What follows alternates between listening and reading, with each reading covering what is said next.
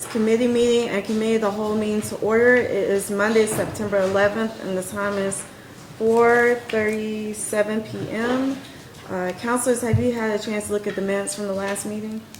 Yes, ma'am. I move approval. All in favor say aye. Aye. The minutes from the last meeting have passed. Next is consideration of the consent agenda. Councilors, do you have any items you'd like to place on consent? She does. President Alexander. President Alexander. I just agreed with her. Here's items I'd like to consider for consent. Item number 4 and 5 on page 1. Okay. Item number 6, if you'll add 15. I got you. You got the next? I got you. Item number 6. Item number 9 on page 3. Items 11 and 12 on page 4. And item 14 on page 5. Okay. Council Abbott, do you have any items you'd like to place on consent? No, I'm good with those. Okay. So, Madam Chair, before you carry the consent agenda, for item 6, if you would consider amending the total amount should be $5,500 with an additional $3,000 being added to the original total. $1,500 from Councilor Alexander, $1,500 from Councilor Tate. The funding source for each, Councilor President Alexander first, 001 000 042 70 542 001. The GL code for Councilor Tate, 001 000 042 90 542 001. okay. Thank you, Jeff. So that's items 4 and 5 on page 1. Item 6, amended amount $5,500 on page 2. Also strike the word STEM lab that's in the paragraph as well. Item 9 on page 3. Items 11 and 12 on page 4, and item 14 on page 5. Hold the item. Second. All in favor say aye. Aye. The consent agenda has passed. If your item was placed on consent, we will see you later. Next item, first item is item number 7. And this is the Distress Area Recompete Pilot Program Phase 1 and the amount up to $500,000. Yes, Ms. Sarah McMillan will come up and present the item. Hey, counselors. Hey. Okay, so I feel like I'm giving a school presentation, so I'm sorry. But this item is in reference to a grant application for the Distressed Area Recompete Program through the EDA. And it's really meant to place funding into persistently distressed communities to create and connect people to good jobs. And it does so by measuring what they're calling the prime age employment gap, which is individuals between 25 and 54 years old who are not participating in the workforce and who are currently not looking for work. So there's 2 phases to this grant. Phase 1, which is the item that's currently before you, and there's 2 parts to Phase 1, which is a strategy development grant, which is anywhere between $250,000 to $500,000, which is really intended to increase competitiveness. It's just what it sounds like. It's a strategy development grant. And then the second part of this application is plan approval. There is no money associated with plan approval, but plan approval is necessary to compete for Phase 2 funding. So the application for this Phase 1 of the grant is due in October, and Phase 2 will come out at some point early winter, perhaps turn of the first of the year. The Phase 2 funding, which is really the ultimate goal for this, is $20 to $50 million per plan, and they're hoping to really only give out about six grants, and within each grant there will be 3 to 8 projects that are really focused on workforce development, business and entrepreneurship development, infrastructure, and additional planning activities around technical assistance. The city is currently looking to lead a coalition of partners to apply for Phase 1. We're looking to apply for a system development grant as well as plan approval, and really hoping to focus on creating and connecting residents to good jobs. Thank you. Madam President, do you have any Questions? Thank you very much. Any particular industry, I apologize if you said this, No. any particular industry that you're focusing on where this job gaps would be? So the really exciting thing about this opportunity, it's industry agnostic. So really it's meant to connect people to good jobs. So it's not like the EDA, the previous good jobs application, which was healthcare focused. It can be focused on a number of industries. So we're really focusing on who are the employers out there that have a need to hire. And so that could be a mix of a bunch of different industries. And is it dependent upon, if your city has, is more unemployed, or what would be that gap again in finances and economics? Right. Would that have any bearing on this? Yes, without a doubt. So in order to actually be able to compete for this program, you have to have a higher prime age employment gap. So the entire city of Birmingham qualifies for that because of our labor force participation rate. Thank you. Gotcha. Council Abbott? So, just to confirm, this first phase would be $500,000, and that's for us to develop a plan. Correct. It's Oh, between 250 and 500. Oh, okay. But we hope for 500. And then phase two, if you have to be accepted into phase two, and then you get anywhere between 20 and 50, I guess, based on what you said you were going to do. They determine how much you need to do it. Right. And I think that part of it is you put a grant, like a budget together, and then they would come back and there's a negotiation process of what they feel like you would be capable of spending or what the match would be. But yes, phase one is just the system development grant, and then there's a separate application for your plan to be approved. And in order to compete for phase two application, that's that plan approval that you need. Okay, and the whole city of Birmingham is a distressed area? Correct.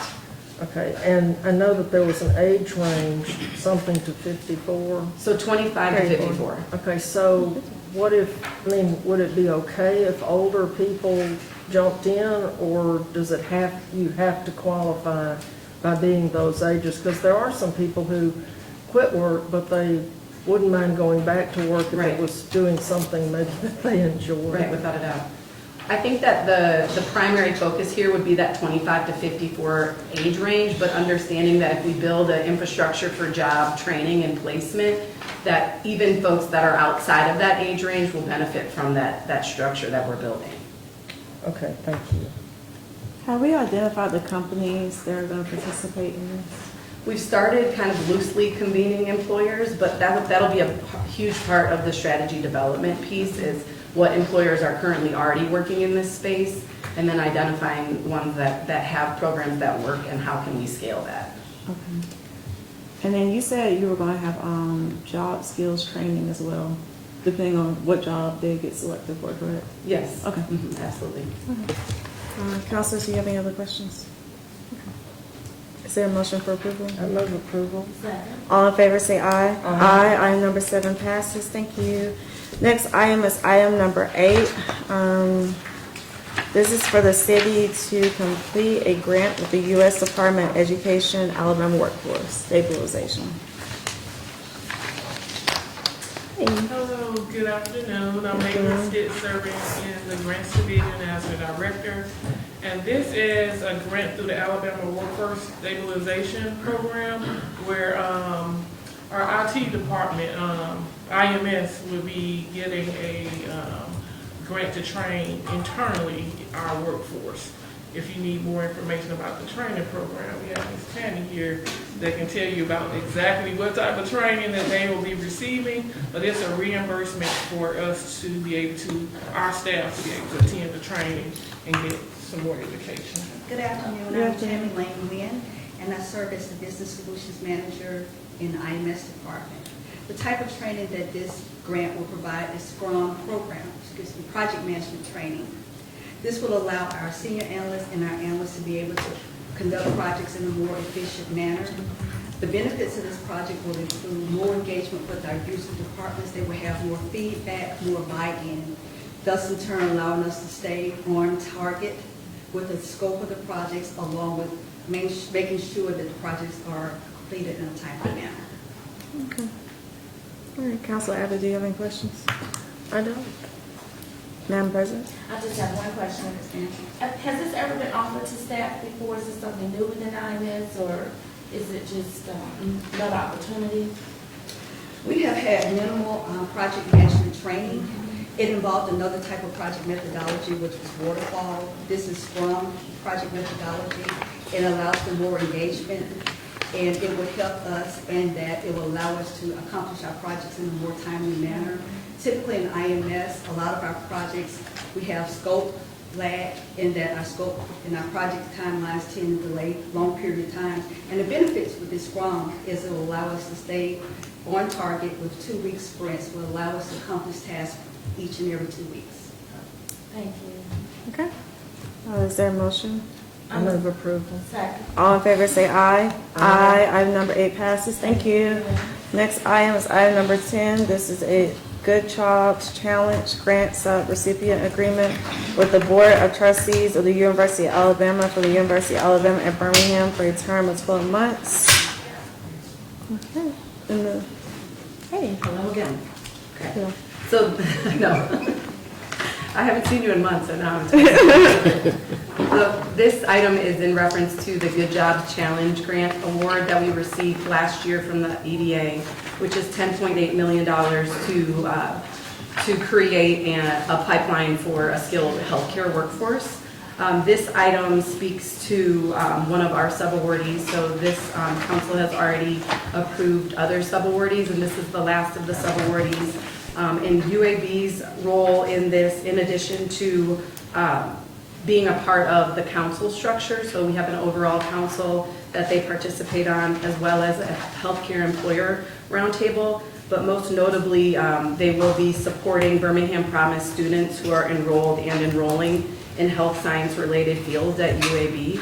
So essentially, grant dollars go to support students to pay for things that are not covered through existing scholarship and funds.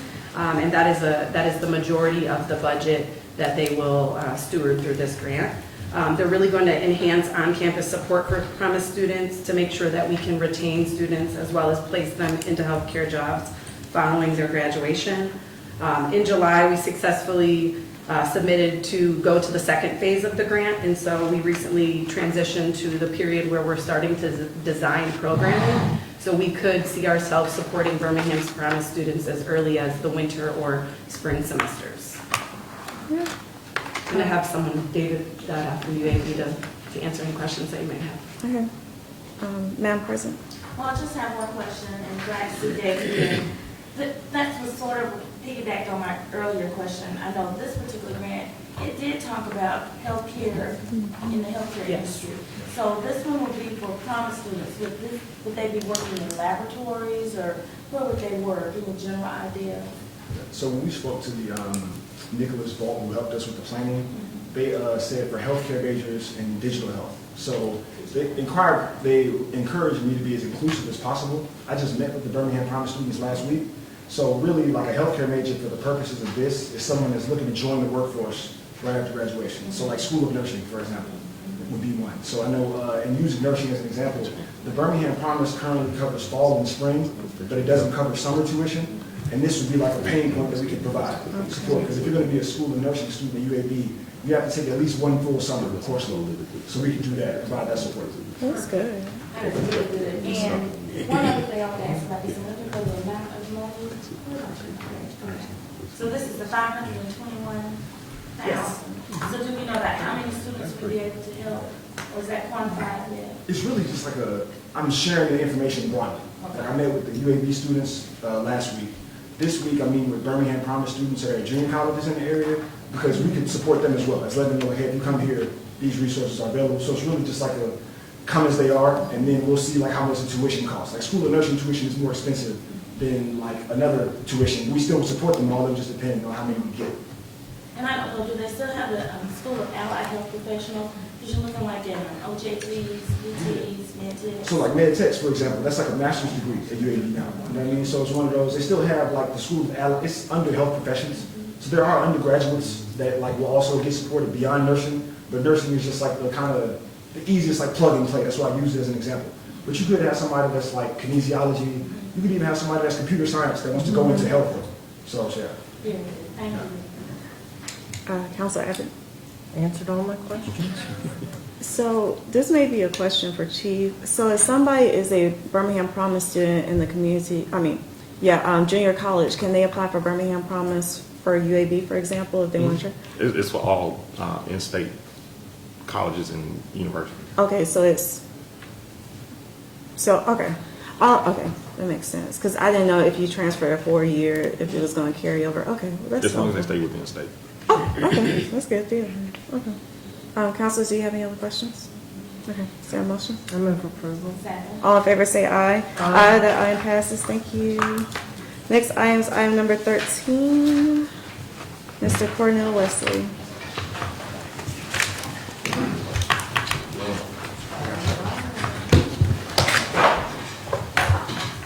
Again, I'm Cornell Wesley, Service the Director of the Office of Innovation and Economic Opportunity. What we have before us is a request for a tax abatement for Consolidated Pipe. This agreement establishes a tax abatement arrangement between the city and Consolidated Pipe. Consolidated Pipe will establish a new headquarters to be located at the facility at 750 Tom Martin Drive and 801 Lakeshore Parkway. Under this agreement, Consolidated Pipe will acquire 28 acres of land from the city for a total of $3.25 million. The cost per acre amounts to $116,000. The main terms of the agreement include the exemption of non-educational real estate and personal property taxes for a period of 20 years.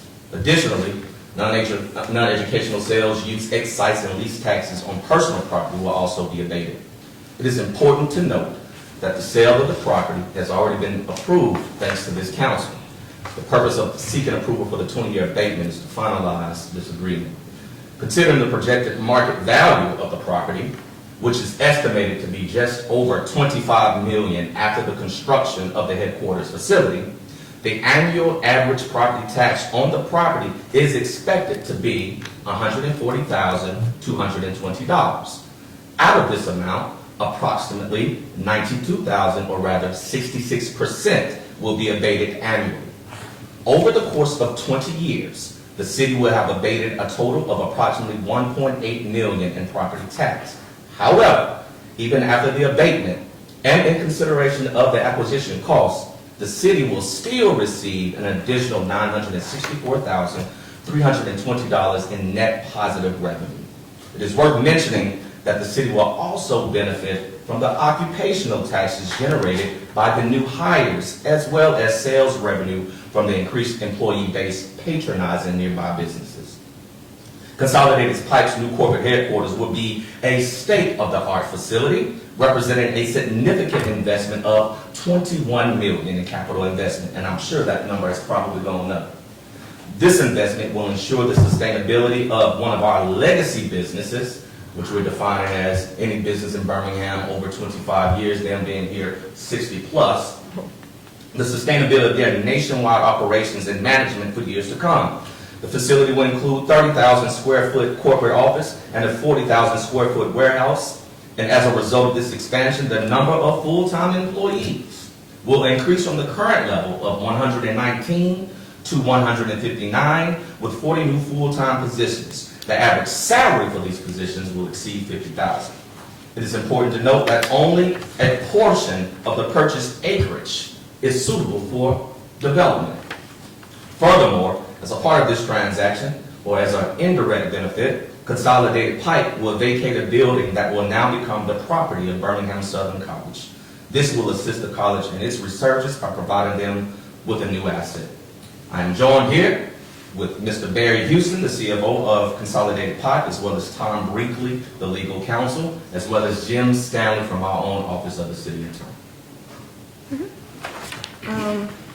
Would you like to say something as an applicant? Can you say your name and your address as well? Yeah, Madam President. I'm Barry Houghton, the CFO of Consolidated Pipe and Supply here in Birmingham. Do you have anything you want to say before we start asking? Well, he did an incredible job. He did do an He incredible covered it all, job. but I'm happy to share a little bit more. When we began looking for property some 2 years ago, and it's been a 2-year journey trying to find a piece of suitable property, we had about 3 objectives.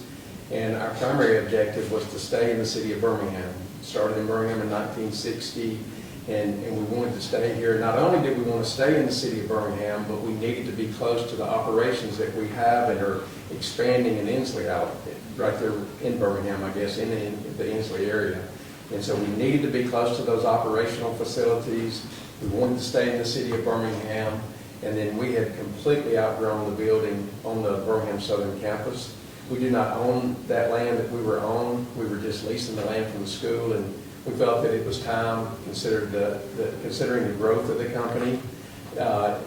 We determined it was time for us to own our own piece of property and build a building there on a piece of property that we owned. And then we wanted to combine our administrative offices with our sales and distribution to get that synergy that we've seen all over the country when we combine offices like that. So we looked and finally found this piece of property that was a challenging piece of property. It's 28 acres, but only 14 of those acres are usable. And it's going to be quite expensive to cut that mountain down. I don't know if you guys are familiar with that property, but it is quite the mountain that runs right through the center of that, which I guess is the only reason it's still there. Otherwise, someone would have probably already scooped that property up. But it's going to be a very expensive proposition. It's about $6 million to cut the mountain down, to get 14 usable acres, and because by the time we cut that down, we will be cutting through rock to bring utilities in there, and so it's going to be close to $2 million to bring the utilities into this location as well. So that has been an obstacle for us. That this is hopefully a way we can navigate that challenge, and then we wanted to have room for future growth there. As we've added just recently 4 new locations in Virginia and North Carolina. We've got 70 locations now around the country, and we're proud that Birmingham's our home and want to keep it that way. And quite honestly, don't know of another place if this doesn't work. Okay, thank you, Madam President. Do you have any Well, questions? Thank you very much. This is located in District 7, which is a district that I represent, so I'm very excited to see this come our way, and we welcome this growth to the Lakeshore area. I hate to have to cut through that mountain, but get through all that land, but I know it's a great investment and one that we'll see. I'm particularly excited to see the growth in jobs and the opportunity that that may bring, not only for residents in Birmingham, but hopefully in District 7. So you talk about a $50,000 salary. Can you just give us a little information about what the scope of those jobs would be? So in our distribution center, we'll have a variety of different workers there. We'll have management positions in there. We'll have, some warehouse workers there. We'll have forklift operators there. We'll have procurement people in that building as well, loading and unloading and picking and loading trucks for distribution. And then also in the administrative, those jobs in the administrative office are going to average slightly over $100,000 per year. The hourly positions in the distribution center will be over $50,000 a year on average. In that administrative office, we will have probably 120 of those positions that are over $100,000 a year in salary, which will generate good occupational tax as well. And I know we talked about the incentive package that goes along with this, and I know after serving on the school board, we use these ad valorem taxes or the educational. Yes. Yes. The non-educational. Non-educational. So how is this compared to other packages that we've had before as far as incentivizing this? No, abatements are pretty typical in our world. The only difference is the term, and we felt comfortable with this term based upon 4 major points: them being a legacy business, being here, and doing business with the city in terms of acquiring an asset being challenged from a topographical issue. And so those things were elements that we wanted to consider in terms of crafting the appropriate incentive package to justify the ask. I have to say again, I am excited about this, not only for your company, but again, for the district and what this could bring. We want to bring families to the district. We want to bring individuals who are making a, what do you call it? Good salary, but a livable wage. And we're building some new homes over there, so we love for them to use this money to buy and build in District 7. So thank you. Thank you for the mayor and your team as well for helping to bring this package to us, but I'll give Ms. Abbott.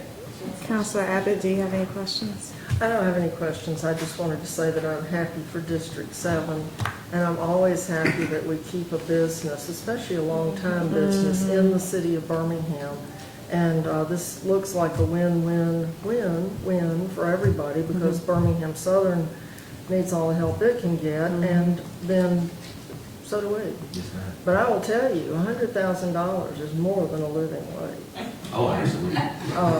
You know, if somebody wants to give me $100,000, I'll do more than just live. We'll go back to work. Yeah, we'll go back to work. So, anyway, but I think that this is a good deal.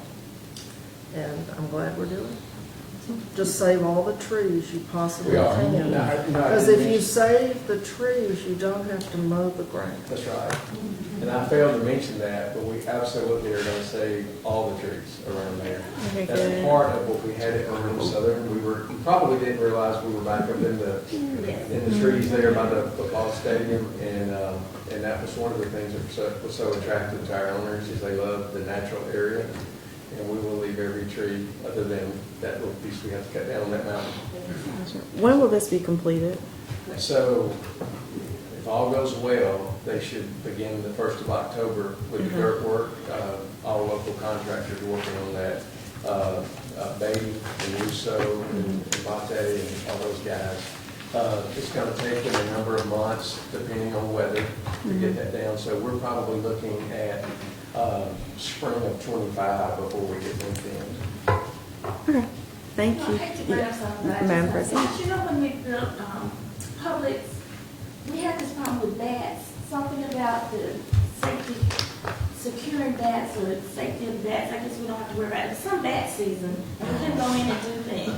So it just stayed in my mind. I never knew we had that, but something about to protect. Yeah, there's certain species and certain things. I missed that too. Bats, I okay. thought that stayed in my mind, but thank you. Well, they eat mosquitoes, so we want all of them we can get. Hold on.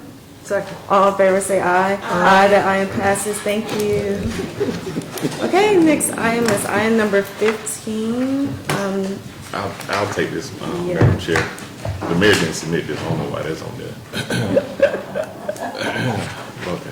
So this is just a simple replacement of the name of ADS Security. It's our vendor that we use for all things that's inside our buildings when it comes to car swipes, security cameras of that nature for all our city-owned facilities. So what's before the council is just a name change of the company.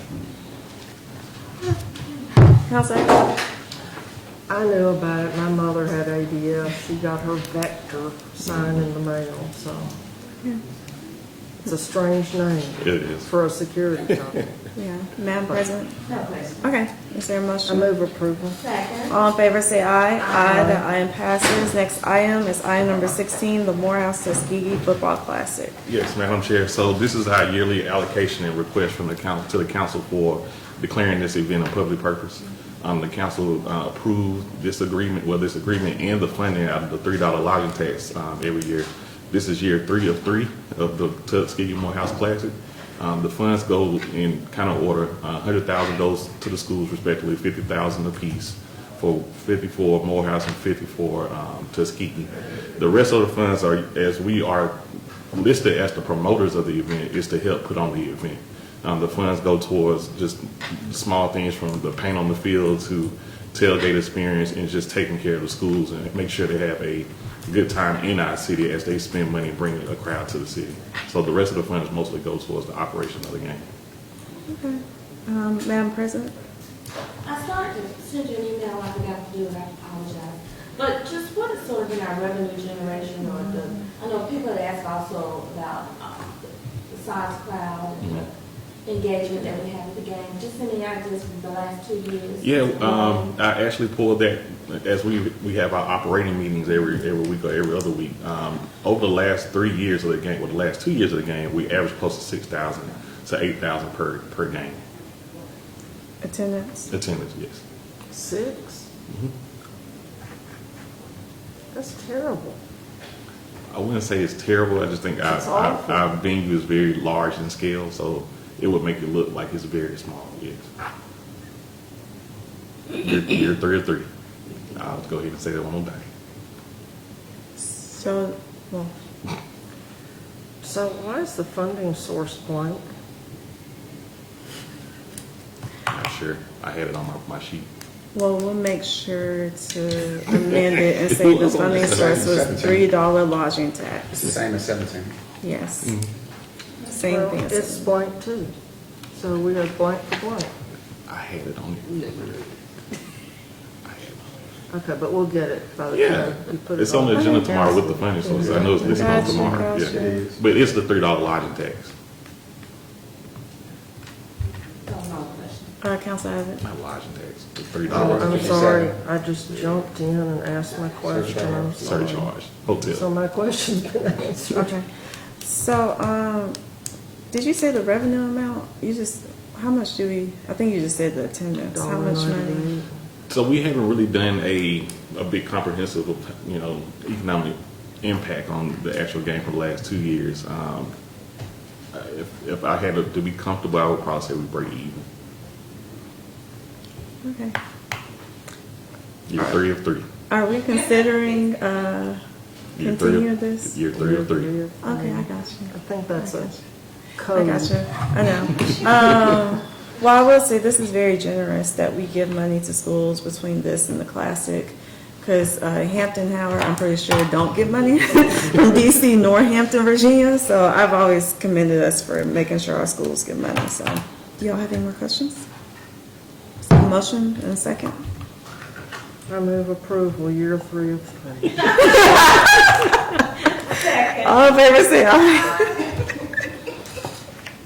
Well, every idea can't be a good idea, right? It was a shot to see how, we recruited from Columbus, Georgia. So we put our best efforts to try and promote it. To be honest with you, some of the years was pretty bad just based off of what was going on in the state. So we were competing with the Alabamas of the world, the Alabama states of the world, it was a learning experience. Let's just say that. Year 3 of 3. Well, the mayor got his alma mater here for 3 of 3. Year 3 of 3.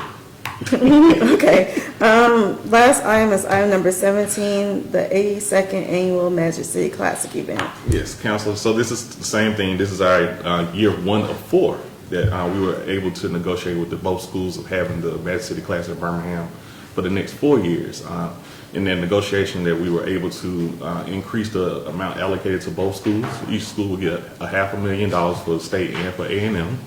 And the remaining amount is, like I said, for Tuskegee Morehouse will go towards the operations of the game, where we strike the tailgate areas, the field, the ushers, the transportation lots where we have bike racks so people will be safe as they come to and from our different drop-off locations to Legion Field, and just different barricades and safety measures that we want to kind of implement this year to kind of alleviate all the need for all our public safety personnel to be all 100% into the game. So we're being very intentional of developing different ways of having a safer game day experience without having so much manpower involved. So what's before the council is just, like I said, is just a public purpose to allow us to go ahead and just start expending some funds to get us operationally ready for the game. Year 1 of 4. Thank you. Year 1 of 4. Councilor Abbott. Yeah, I've been on the council for several years now, and I don't think I've ever heard a straightforward evaluation of what the city brings in from the Classic. It's been obfuscated. And I was just wondering, do we have Now that one we do have. And limits of Within the city Birmingham, limits not of Birmingham, including the correct. Hoovers and the people who That's don't direct contribute? impact, especially with the lodging. I keep saying lodging, but the hotel surcharge and everything, because most of the time all of our hotels are at capacity or beyond capacity, and then everybody else benefits from that. But with the restaurants, people shopping, the tailgate experience is a 4-day experience, so people are going inside grocery stores buying all the food up, and that's what we want. Same thing that happened this weekend with the gracious fans of Texas being in our city. I think most of the people that were in the downtown limits, most of the places that we have talked to said they had their biggest revenue week just because of the amount of attention that was in the downtown sector. So we're hoping that'll be emulated the same way with the Magic City Classic, which it does every year. So the reason behind that, we want to be able to have a good game day experience. So when people feel like they're safe, they spend money. So that's our intentionality behind it. That's good, thank you. Madam President? Yes, you mentioned Tuesday through Saturday. Sunday. And that's Sunday. Because, you know, it looks like now it's going to Saturdays, from Sunday to Sunday. So I just wonder with that impact of Yeah, growth. it's we say Tuesday because that's really the official start of the actual tailgating and having people in their footprint. But like the people get here on Sunday just to try and get their spaces, and you know, it's a week-long celebration. Yeah. Thank you. Okay. Question, this related but not related. Are we going after other classics? Like, I know we lost Labor Day Classic, but are we going? We're working behind the scenes with some local schools to fill that void of, you know, not having the Tuskegee Morehouse, because we want to use what we have and make sure that people know that Legion Field is still a viable option for their game day experience. So yes, we are potentially going after other games that we can potentially host at Legion Field, you know, with the SWACs and, you know, the SIACs of the world. So yes, we are.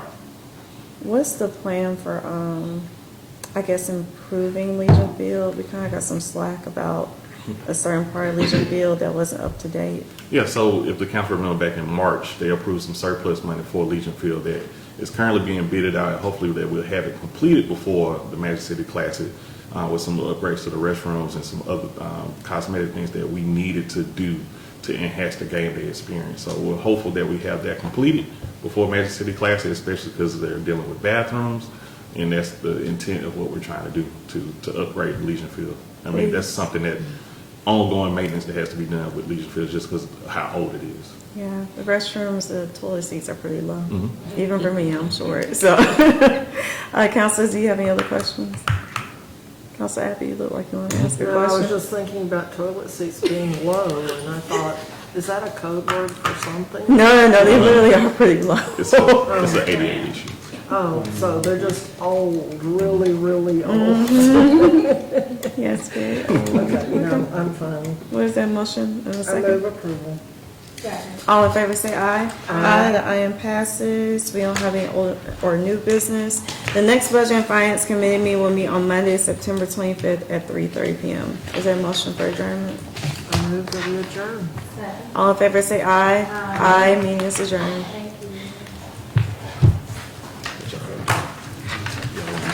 Okay, we have to give the binder back just like we